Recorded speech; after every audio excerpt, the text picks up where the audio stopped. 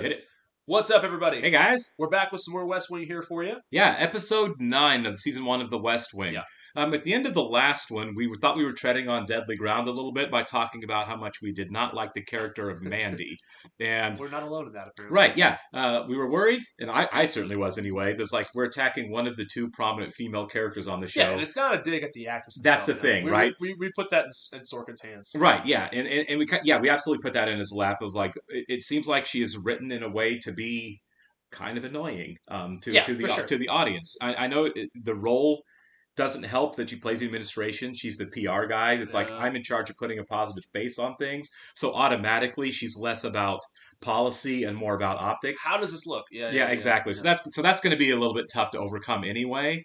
But it turns out most people agree that Mandy is kind of a weak link early on in the show here. And that's probably the start of the whole Sorkin can't write women. Yeah, and I think looking at this, and that's fair. Yeah. Which is so weird to me because CJ is brilliant. Is such a great character. She's a brilliant character, yeah. It's weird that they're both really smart, powerful, capable, accomplished women on the show, right? Uh-huh. And one of them is so like endearing and watchable and you know, you root for her a lot. And the other one is like, sometimes just shut up. Well, to walk back on what I just said too, I mean, a big part of CJ working is Allison Janney. Yeah, I'm sure the way she portrays and delivers the character helps a lot.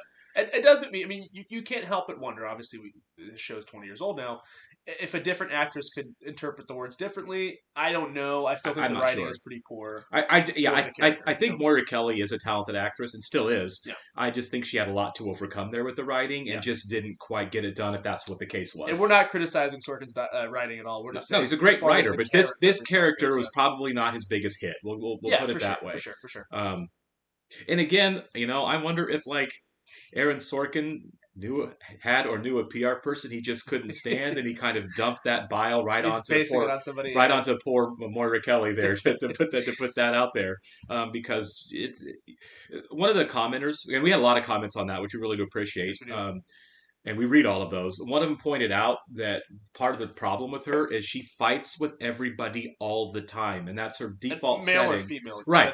Her default setting is to just argue with everybody. Yeah. And, I mean, I know people like that in real life, and it's like, God, can you please just not be in my vicinity? You can't have a conversation with that you can't reason or have a conversation with them. They just want the fight. Exactly. And I feel like that's kind of where she is. Oh, yeah. I mean, we'll see how she is going forward, but at this stage of the show, like, the last 2 episodes featured her kind of prominently in that role of I'm right and everybody else around me is wrong. Yeah, I mean, it's hard to watch that. We are still at the beginning. Yeah, we're still at the very beginning. Plenty of room for growth. And both of the episodes were completely fantastic. Oh, yeah. It's just her part in it was just like, come on.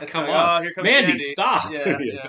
But yeah, we are at episode 9 now on a almost flawless television show. Oh, before we get going, we have a couple new patron subscribers. Oh, yeah, I'm sorry. Please like to welcome and thank Marina Parente and Mia Kelly. Welcome thank to you. Our little channel here. We very much appreciate it. Close that out because I somehow had a pop up there. Uh-oh. Close. There we go. Sweet. All right. For those of you watching on YouTube, please like, comment, and especially subscribe.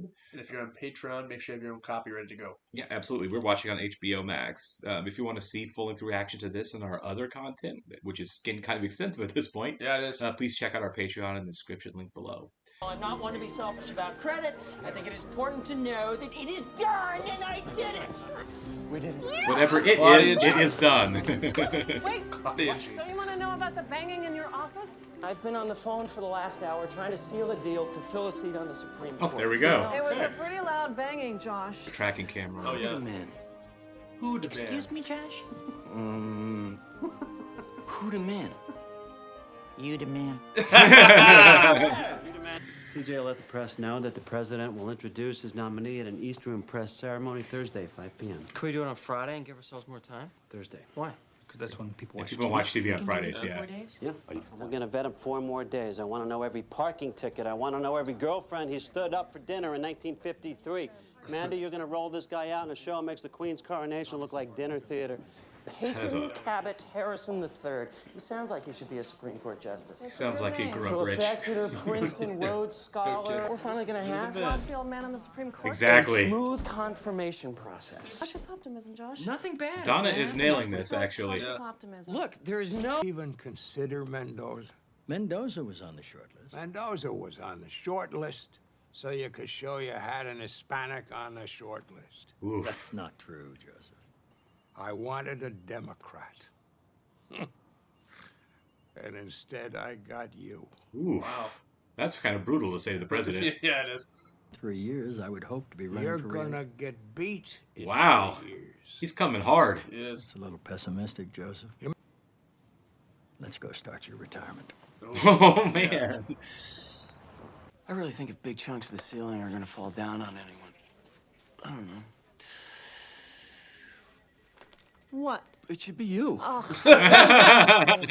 I did now not. Before I come in the morning, I want you to test my office. Now, I'd like you to play down that he's never written a judicial opinion on abortion or revealed his thinking on Roe. I'm already there.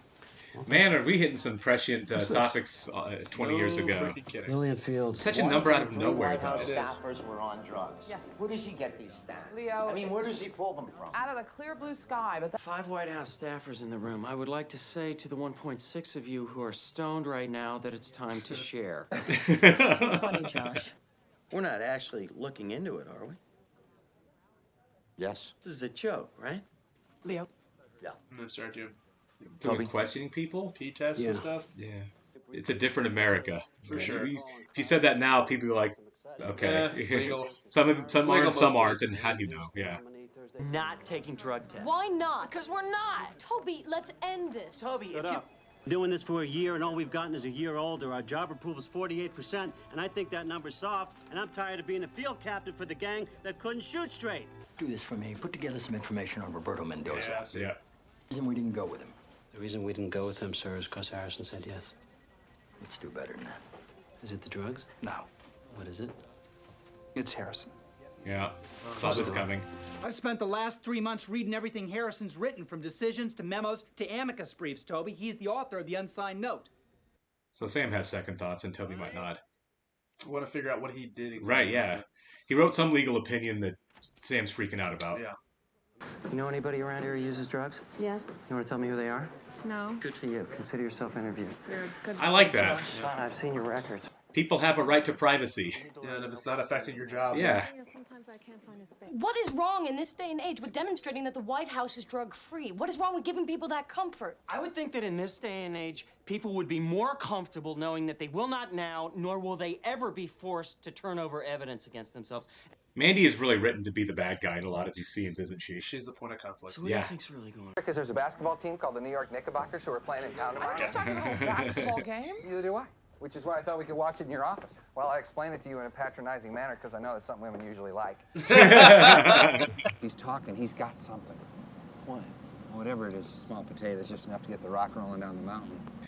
They were showing Leo in the recap with the going to AA and stuff. You think that's what he's after, is getting Leo to admit that he's an alcoholic? I think so. I think it's about them trying to say It's like Leo's an alcoholic. they're going to have to go and ask everybody if they're an abuser, and Leo's going to have to say yes. That's what I guess. But he's been sober for years, though. So. Right. I don't think it should matter, but Paper is, in no uncertain terms, an argument that privacy is not a right guaranteed by the Constitution. Why? We can necessarily hold a 55-year-old man responsible, Toby, for something he wrote when he was 26. We're not going to be able to hold him responsible if we put him on the bench. Thank I promise you. This issue is going to come up. I want to meet Mendoza. Yes, sir. Number 2, he wrote the paper a quarter century ago. He hasn't changed his mind. We don't know whether he's changed his mind or not. You don't care whether he changed his mind or not. You're painting a picture for the president. I'm loving Josh in this episode a lot. Yeah, but Well, and the president's in the room. It's not. He's absolutely right. Yeah, painting a picture for the president. Yeah, it's in that's what they've service of been the guy doing, you're right? looking for. Well, they're looking for the guy they can sail through the nomination process and get a big win, but not really if he's the right guy or not. were you maybe into something that wasn't so acceptable? Oh. No.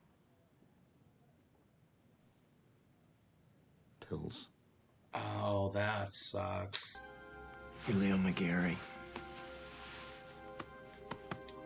You're not going to be taken down by this That sucks for Leo. That sucks. fraction of a man. Not everyone The believes that. Constitution doesn't provide for a right of privacy. The right doesn't exist. That they had no intention of making privacy a de facto right. They just fought a revolution. They I don't like I don't like this guy. Yeah, he's those out. rights was meant to codify the most crucial of those rights, not to limit the others. That would be a thank you for coming in. Yeah, that'd be like, so you can just pass whatever law you want, just as long as the Bill of Rights doesn't say you can't do it specifically. Yeah. I don't think we had much to talk about after that. But Right, okay, yeah. thank you. You're not the one. They don't mention the internet, in the Constitution. Josh said you like goldfish. She has a great laugh. The cracker is standing there. That you have at a party. I like them too. We all know you need me as much as I need you. I read the same polling information you do. You're out the door, kid. Yeah, see you later. 7 to 10 point bump. Now you have me taken to school by some kid. Yikes. That Sam is young drives me nuts, too, but... This is really about abortion? He already told us? It's not just about abortion. It's about the next 20 years. Next 2 decades are going to be privacy. Yeah. I'm talking about the internet. Thank you. Yes. I'm talking about... Man, he nailed this going sure in. Did. Let's meet Mendoza. Please, let's meet Thank Mendoza. God Toby's on board now, yeah. I think Mendoza would make a great justice. I think he makes a lousy nominee. Why? He's ruled in favor of same-sex marriages. He didn't rule in favor. God, she didn't. This does not age well. He ruled that the state has no right to interfere with it. Mendoza attended PS 138. Oh, no, a public school City guy. University of New York and the New York Police Academy. He's brilliant, decisive, Yeah. He's got passionate, life and experience. experienced. Yeah. If you don't think that he's America's idea of a jurist, then you don't have enough faith in Americans. It's not Americans that don't have faith in Josh. It's the White House senior staff. See, Josh is winning me over hard Still in this hate you. episode, all the way. Whatever. The brilliant Mr. Edward James. Oh, yes. You look very familiar. Is it possible we've met? I caddied for 3 summers at Sandy Hook, sir. Of course. Charlie Young. Charlie, of course. Did you have a drink yesterday? No, sir. You gonna have one today? No, sir. That's all you ever have to say to me. Yeah. What would you say of someone being fired for refusing to take a drug test at the order of the president? Without showing cause, I would say that the order constitutes an illegal search. And I would order that the employee be reinstated. Well, this fits in multiple levels with this episode. Yes, it does. Surprise you to learn that for the past few months, your name has been on the short list of candidates for the bench. Yes, Mr. President. I am naming you as my nominee to be the next Associate Justice of the United States Supreme Court. Mr. Justice Mendoza!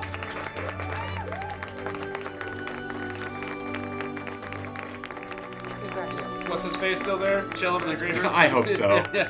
Man.